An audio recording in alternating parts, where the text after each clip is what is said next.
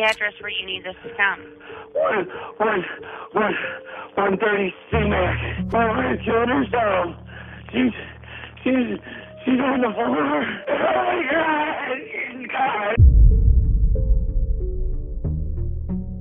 On December 27th, 2011, a 42-year-old woman named Betsy Faria was found dead on the living room floor of her home in Troy, Missouri. She had been stabbed 55 times. A steak knife was still lodged in her neck. Stabbed over 25 times. Oh my God, no. She was dying of terminal breast cancer. She had completed a round of chemotherapy that very afternoon, and someone had decided that however many weeks or months she had left was not fast enough. 4 days before her death, Betsy Faria changed the beneficiary on her $150,000 life insurance policy. She removed her husband, Russ. She put in his place her close friend, a woman named Pamela Hupp. Is it correct that you lied to Julie Sweeney about what you were going to do with those life insurance proceeds? Yes. Pam Hupp was the last person to see Betsy alive. She drove her home from chemotherapy at 7 o'clock that evening. She texted Betsy's phone at 7:20 p.m. to say she had made it home. Cell phone records would later place her at or near the Faria residence for longer than she claimed, past the time when she said she had left. And when Russ Faria came home from a friend's house that night and found his wife on the floor with 55 stab wounds and a knife in her neck, he called 911. He was arrested. He was convicted. He spent more than 3 years in prison for a murder he did not commit, with a solid alibi, with no blood on his clothes, with no physical evidence tying him to the crime. God knows that I did not do this. I did not do this. While the woman prosecutors would later accuse sat in the courtroom gallery, watching. I'm Chandrea Thomas, in for Sandy Miller. First on Fox, life in prison without parole for a man convicted of stabbing his wife 55 times. Family of victim Betsy Faria wanted me to know today they believe a jury convicted the right man. I know the public wants to know exactly what happened. And you don't have a doubt? No doubt. This is the case of Betsy Faria, and this is the open file.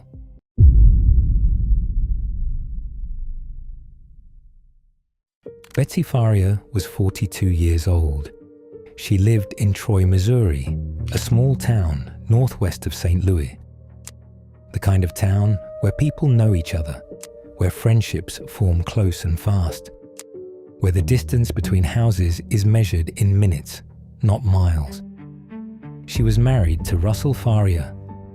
She had 2 daughters from a previous relationship. She worked. She had friends. She was, by all accounts, a woman who drew people toward her. Warm, trusting, the kind of person who believes the best in others because she herself offered the best of herself. She was also dying. Betsy had been diagnosed with terminal breast cancer. By December 2011, the disease had spread. The chemotherapy sessions were not curative. They were extending time, not saving a life. She was weak, she was in pain, and she was navigating the end of her life with the same openness she had brought to every other part of it. Letting people in, letting people help, trusting the friends who offered to drive her to appointments and bring her home. One of those friends was Pamela Hupp. Pam and Betsy had grown close. Pam was attentive, helpful, the kind of friend who shows up, who offers to drive, who offers to sit with you through chemo, who makes herself indispensable. Betsy trusted her. Russ trusted her. Everyone trusted her. On December 23rd, 2011, 4 days before Betsy died, Pam Hupp accompanied her to a bank. Betsy signed a change of beneficiary form on her $150,000 life insurance policy. She removed her husband, Russ, as the beneficiary. She named Pam Hupp instead. The reason Betsy gave, to the extent that a reason was ever clearly articulated, was that she wanted Pam to have the money to take care of her daughters if anything happened. Russ, she said, was not good with money. It was a decision that would have seemed unusual to anyone who asked the right questions. Removing a husband of many years in favor of a friend of relatively recent vintage, 4 days before a murder. But no one asked those questions. Not yet. Not until the body was on the floor and the knife was in the neck, and the friend who was now the beneficiary was the last person to see Betsy alive. On the afternoon of December 27, 2011, Betsy Faria underwent a chemotherapy session. The treatment was physically punishing. When it was over, she was weak, nauseous, drained, the kind of exhaustion that settles into bone. Pam Hupp was there to drive her home.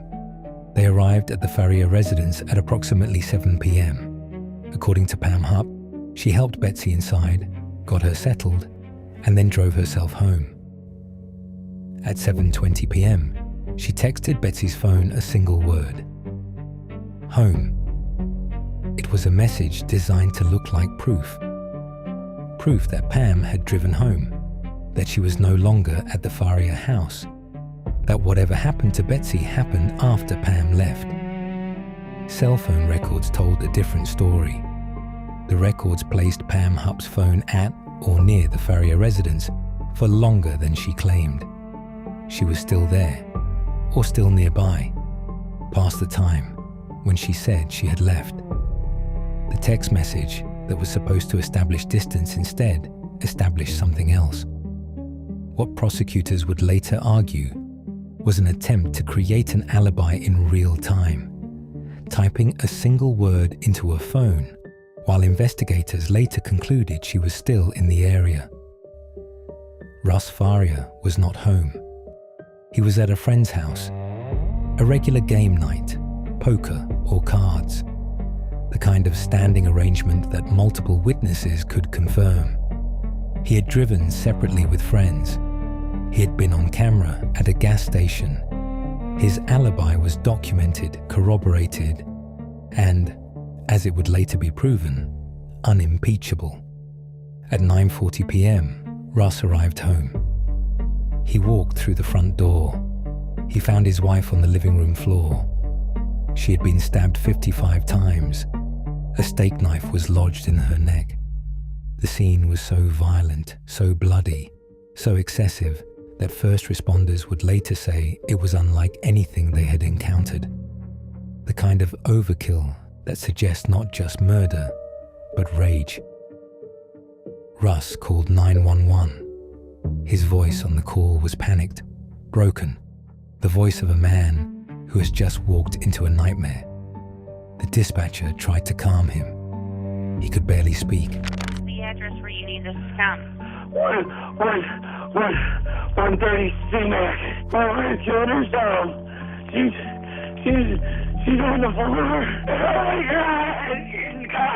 Okay, just take a couple deep breaths for me. Russell, how long were you gone today? I left around 5, and I just got back. But she was at her mom's, and her friend was bringing her home, so I don't know what time she got home.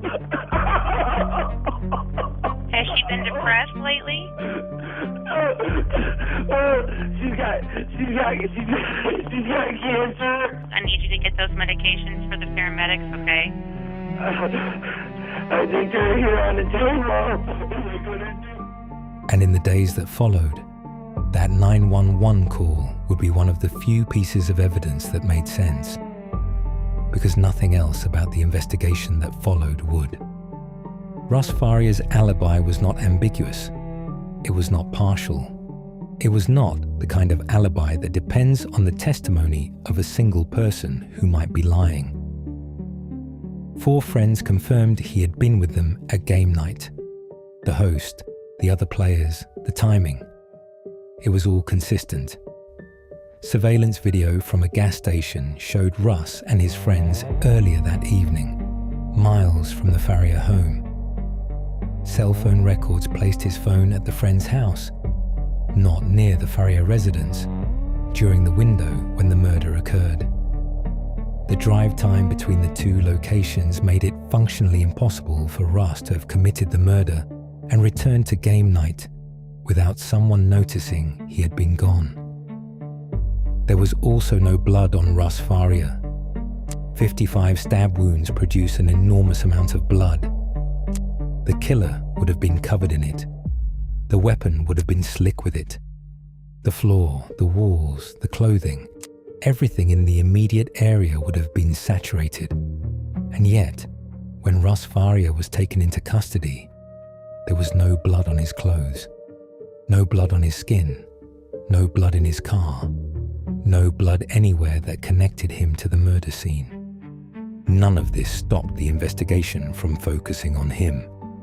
The Lincoln County Sheriff's Department decided, early on, that the husband did it, and then worked backward from that conclusion, fitting the evidence to the theory rather than the theory to the evidence. It was a decision that would send an innocent man to prison, while critical evidence pointing elsewhere went unpursued for years. Betsy's father, Ken Meyer, believes in the jury's conviction of Russ Faria. And I think it was a just trial. The right person was convicted, and I'm glad it's all over. The strongest piece of evidence against Russ Faria, the piece the prosecution would build its entire case around, was a pair of slippers found in his closet with Betsy's blood on the soles. The prosecution argued that Russ had worn the slippers during the murder, gotten blood on them, and then hidden them in the closet afterward. The argument was simple. Only the killer could have gotten Betsy's blood on his slippers. The slippers were in Russ's closet. Therefore, Russ was the killer. But there was a problem. The blood on the slippers was not consistent with someone walking through a blood-soaked crime scene. It had not seeped into the fabric the way blood seeps when it is stepped on. It had not been ground into the soles by the pressure of a person's weight. It appeared, according to the prosecution's own forensic expert, Amy Bietner, to have been applied to the surface, placed there, planted. Butner testified that the blood pattern on the slippers was not consistent with walking through blood. The blood was on the surface of the soles, smeared, not ground in. It looked as though someone had taken the slippers and deliberately applied blood to them to make them look like evidence. The defense argued that Pam Hupp, who had access to the Faria home, to Betsy, to the crime scene, and to the time window, had planted the slippers in Russ's closet. It was an argument that made sense of the forensic evidence, the timeline, and the life insurance beneficiary change. But the jury did not believe it. Or more precisely, the jury believed the prosecution's framing more than they believed the defense's explanation. And in November 2013, Russ Faria was convicted of first-degree murder and sentenced to life in prison without the possibility of parole. The trial of Russ Faria was, by any measure, a failure of the justice system. The prosecution, led by Lincoln County prosecuting attorney Leah Askey, relied heavily on Pam Hupp as a cooperating witness. Hupp was portrayed as Betsy's loyal friend, the person who had driven her to chemo, who had been there for her, who had nothing to gain from her death. The $150,000 life insurance policy that had been changed 4 days before the murder was barely mentioned at trial. Askey argued successfully that the jury should not hear evidence about the beneficiary change, that it was prejudicial, that it was not relevant, that it would unfairly shift suspicion to Pam Hupp. The juror's going to be surprised and upset when they find out they didn't hear certain things. No, I don't believe so. Part of our our process, and part of our Constitution gives us different rights, and there's protocol that goes into every case that's tried. And so things that are prejudicial to either one side or the other, the judge has to weigh those. The jury never learned the full truth about the woman sitting in the gallery. The woman who had been the last person to see Betsy alive, whose cell phone records placed her near the crime scene longer than she admitted, who stood to collect $150,000 upon Betsy's death, who would later be convicted of murdering another person in an attempt to frame Russ Faria a second time. The jury did not know any of this. They knew only what the prosecution allowed them to know: that a husband had found his wife dead, that his slippers had her blood on them, that the friend who had driven her home was a kind and helpful person whose name was Pam. Russ Faria was sentenced to life without parole. He served more than 3 years in prison, 3 years of meals eaten in a cafeteria, of letters written to lawyers, of a family torn apart. His stepdaughter Mariah, Betsy's daughter from her previous relationship, lost her mother to a knife and her stepfather to a false conviction in the same act of cruelty. A child orphaned twice over by the same crime. And then slowly, the case began to come apart. In 2015, Russ Faria's conviction was overturned on appeal. The grounds were significant. The trial judge had improperly excluded evidence about Pam Hupp. Evidence that, had the jury heard it, might have changed the outcome. A retrial was ordered, and at the second trial, the full story came out. The new defense team presented evidence that had been buried, ignored, or kept from the first jury: the $150,000 life insurance policy, the text message Pam Hupp sent to Betsy's phone at 7:20 p.m., and the cell phone records that showed she was still near the house. The forensic analysis of the slippers that showed the blood had not been walked through, but applied. The fact that first responders had concluded Betsy had been dead for hours by the time Russ came home. The fact that no blood was found on Russ, in his car, or anywhere that connected him to the murder scene. And there was more. It was revealed that the prosecution had withheld 132 crime scene photographs from the defense. Photographs that showed evidence inconsistent with the prosecution's theory. Photographs that had been kept in a file, unseen, while a man was sentenced to die in prison. In November 2015, a second jury heard all of the evidence, not just the evidence the prosecution wanted them to hear. And on November 6, 2015, Russ Faria was acquitted, found not guilty, exonerated. He had spent more than 3 years in prison for a murder he did not commit. And the woman many investigators and defense attorneys believed was responsible was still free. The woman who had driven Betsy home, who had changed the life insurance form, who had texted home from a phone that was still near the body, was still free. On August 16th, 2016, less than a year after Russ Faria's acquittal, Pam Hupp called 911 from her home in O'Fallon, Missouri.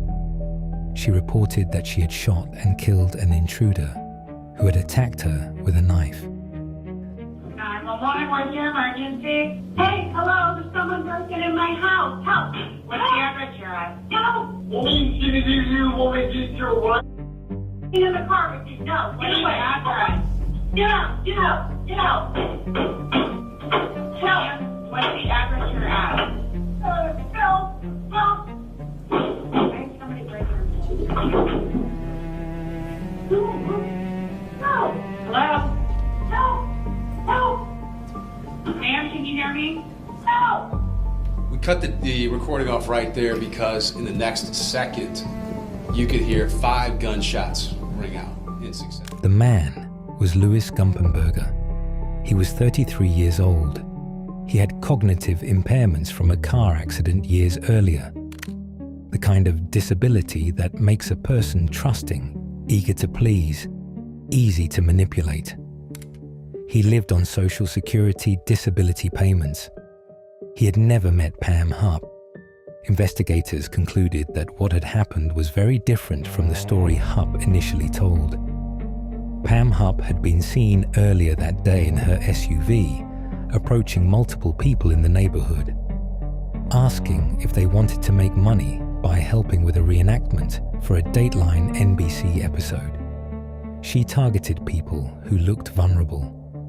Prosecutors alleged that she approached Louis Gumpenberger, lured him into her vehicle, and drove him to her home.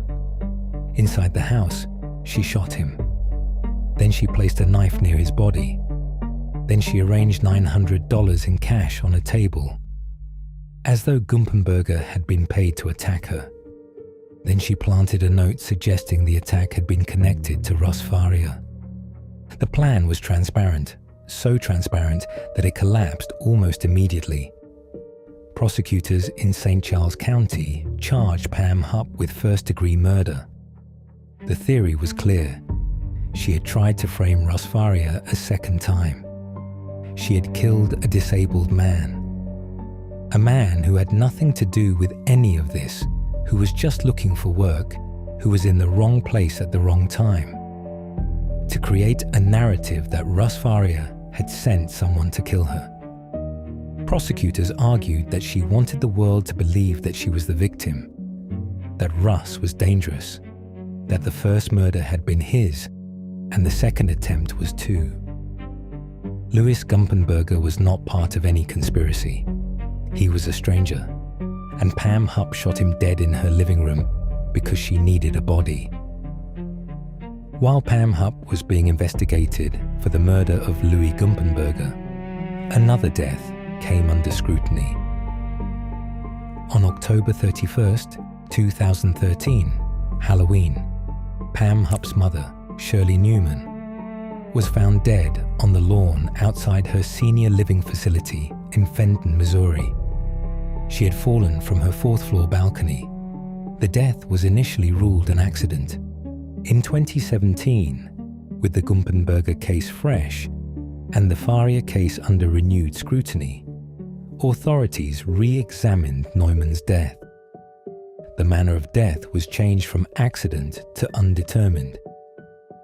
A reclassification that is rare and significant. It meant that investigators no longer believed the fall was an accident. It meant they could not rule out foul play. Pam Hupp was her mother's beneficiary. She had been the last person to see Neumann alive. She told investigators she had dropped her mother off at the facility shortly before the fall. The parallels to the Faria case were striking. A death, a beneficiary, a woman who was the last to see the victim alive, and a payout. Pam Hupp has never been charged in connection with her mother's death, but the investigation remains open. And the question of how many people Pam Hupp was willing to kill, and how many she actually did, has never been fully answered. In July 2019, Pam Hupp entered an Alford plea in the Gumpenberger case, acknowledging that prosecutors had enough evidence to convict her without admitting guilt. She was sentenced to life in prison without the possibility of parole.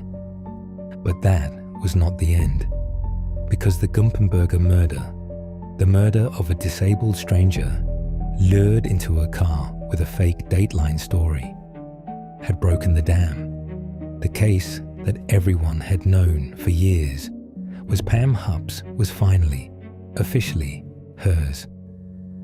On July 12, 2021, Lincoln County prosecuting attorney Mike Wood, who had replaced Leah Askey, announced that Pam Hupp had been charged with first-degree murder in the death of Betsy Faria. The announcement came nearly 10 years after Betsy's body was found on her living room floor. Mike Lincoln County prosecutor Mike Wood just took over in January and said he's been closely following the Pam Hupp story. And after Hupp's deal yesterday, he said now's the time to get justice for Betsy Faria. Betsy died December 27th, 2011, found stabbed to death 55 times in her Troy, Missouri home. I would have liked to hear her allocate all of her crimes in front of an open court. Betsy Faria is on our mind. Right now we believe that justice for Betsy needs to be served. If we're able to serve that through this investigation, obviously that's our goal. I think that the citizens deserve that. I think the citizens deserve to have faith in the investigation. 10 years after Russ Faria was arrested for a crime he did not commit. 10 years after a $150,000 life insurance policy changed hands. The charges spelled out what had been obvious to anyone who looked at the evidence without the filter of a predetermined suspect. Cell phone records place Pam Hupp at or near the Faria residence at the time of the murder. She was the last person to see Betsy alive. She had driven her home from chemotherapy. She had texted home at 7:20 p.m. and then stayed. She was the beneficiary of a policy change 4 days before the killing. And she had, years later, murdered another man in an attempt to frame the same person she had successfully framed the first time. Pam Hupp's trial for the murder of Betsy Faria has been repeatedly delayed. As of 2026, it is expected to begin in 2028. She is currently serving a life sentence for the murder of Louis Gumpenberger at the Chillicothe Correctional Center in Missouri. In March 2020, Lincoln County agreed to pay Russ Faria $2,050,000 to settle his wrongful conviction lawsuit. The settlement admitted no fault. The county did not apologize. The sheriff's department did not take responsibility. The payment was a transaction, money in exchange for the dropping of a lawsuit that would have exposed in detail how the investigation and prosecution of Russ Faria had gone so wrong. Leah Askey, the prosecutor who had built the case against Russ Faria, left office in 2019. She is now known as Leah Cheney. She continues to practice law. She continues to insist that the allegations of misconduct against her are unfounded. She has never been criminally charged in connection with the Faria case. But the accountability has not entirely stopped. In 2025, a former deputy involved in the Faria investigation was charged with felony perjury for allegedly lying during Russ Faria's trial. The perjury case has worked its way through the courts, and it has exposed, through court filings, through testimony, through the slow grinding of the legal process, some of what was hidden during the first investigation. Russ Faria is free. He has been exonerated. But exoneration is not the same as justice. He lost 3 years of his life in a maximum security prison. He lost his wife. He lost the chance to grieve her without being accused of killing her. He lost the presumption of innocence, not just in court, but in his community, in the town where he lived, among the people who had known him and Betsy for years. And the woman later charged in her murder, the woman who sat in the courtroom gallery while Russ was convicted, the woman who collected the insurance money, and the woman later convicted of murdering Louis Gumpenberger in an effort prosecutors said was designed to frame Russ a second time, has still never stood trial for the crime at the center of everything. The story of the Betsy Faria case is not just the story of a murder. It is the story of a system that failed at every level. The Lincoln County Sheriff's Department decided, within days of the murder, that Russ Faria was the killer. They investigated accordingly, which is to say, they did not investigate at all. Critics later argued that investigators failed to adequately pursue Pam Hupp as a serious suspect. They did not question the beneficiary change.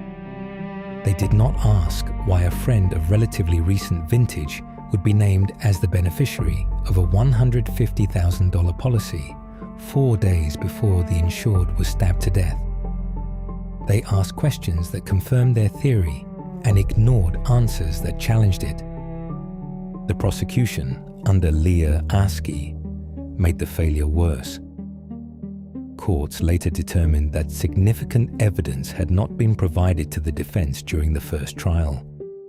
She argued successfully to exclude the life insurance policy, the beneficiary change, and the full scope of Pam Hupp's involvement. She presented Pam Hupp to the jury as a cooperative witness, not as the person who had motive, opportunity, and who would later be convicted in an unrelated murder for frame-up scheme involving Louis Gumpenberger. At both trials, Pam Hupp did not testify. At the first trial, the prosecution did not call her.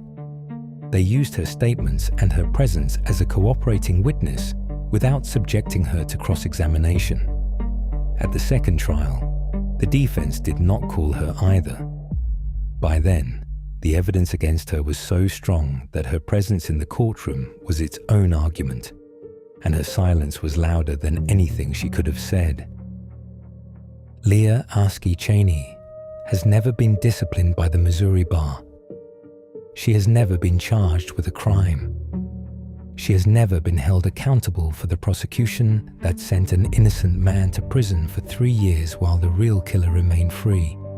And in interviews, she has remained defiant, insisting the allegations of misconduct are false, insisting she did nothing wrong, insisting that the system worked as it was supposed to. The system did not work. The system convicted an innocent man. The system allowed a murderer to walk free for 10 years. And the system, the same system, has never fully acknowledged what it did. Betsy Faria was 42 years old. She was dying of cancer. She had weeks or months left, maybe a year. No one could say for certain. And someone decided that whatever time she had left was not fast enough. She was stabbed 55 times. A knife was left in her neck. The crime scene was so violent that first responders struggled to process it. And the woman who drove her home from chemotherapy, the woman who was the last person to see her alive, the woman who was the beneficiary of a life insurance policy changed 4 days before, told a story that did not match the evidence and was never seriously challenged until it was almost too late. Russ Faria spent 3 years in prison. He was exonerated. He was paid $2 million. He is free. But he will never get those 3 years back. He will never get back the experience of grieving his wife without being accused of killing her. He will never get back the trust he had in a system that was supposed to protect the innocent and punish the guilty. Pam Hupp is in prison for life for the murder of Louis Gumpenberger, a disabled man she killed solely to create the illusion that Russ Faria was still dangerous, still violent, still trying to kill her. She will stand trial for the murder of Betsy Faria in 2028, 17 years after the crime. Her mother, Shirley Neumann, fell from a 4th-floor balcony in 2013, and the death was reclassified from accident to undetermined, and the investigation is still open. Leah Askey Cheney still practices law. The deputies who built the case against Russ Faria still wear badges or collect pensions. The system that failed has not been fixed. And somewhere in a house in Troy, Missouri, in the living room where a woman with terminal cancer was stabbed more than 50 times by a person she trusted, the question of why it took so long, why the evidence was ignored, why an innocent man was imprisoned while a guilty woman sat in the gallery and watched, has never been fully answered. There is a cell phone in an evidence locker with a text message on it The message is one word: home. Pam Hupp typed it at 7:20 p.m., standing in or near the house where Betsy Faria was about to die. It was meant to prove she was somewhere else. It proved the opposite. Prosecutors later argued that the message undermined her account of where she was that evening and raised questions about her actions during the critical timeline, and that she had already started building the story she would tell. Betsy Faria trusted her friend. Prosecutors now allege that trust was betrayed in the most devastating way imaginable. And sometimes, in cases like this, the betrayal is the crime. Not just the knife, not just the 55 wounds, but the fact that a dying woman was driven home by a person she loved, and that person took the last weeks of her life and framed her husband for the taking and almost got away with it. The text message is still on the phone. The phone is in the evidence locker. The woman who typed the message is in a prison cell, and the husband, the man who was convicted, imprisoned, exonerated, and later compensated, is still waiting for the trial that may finally provide legal answers to questions that have lingered for more than a decade. The house in Troy is quiet now. The living room is empty. The knife is gone. And the silence around what happened on December 27th, 2011, a silence that was filled for 3 years by the wrong person in the wrong cell, is still waiting to be broken.